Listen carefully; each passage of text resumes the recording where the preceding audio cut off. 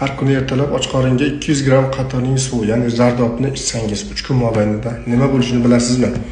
Unda videoni oxirigacha ko'ring. Azizlar, uzoq kutilgan onlar keldi. Ya'ni 23-sentyabrdan xudo xohlasa kursimizni boshlaymiz. Ya'ni shogird olishni boshlayman.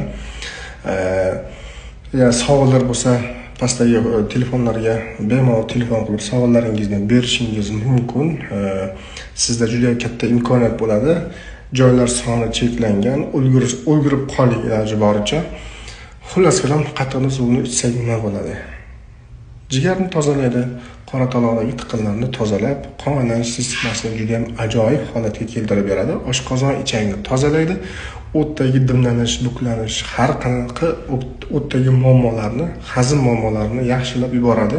Faqat 3-4 kun ichish kerak, ko'p ichish yaramaydi. Och qoringa 200 gram qatiqning suvi. Salomat bo'ling, shogirdlar kutaman.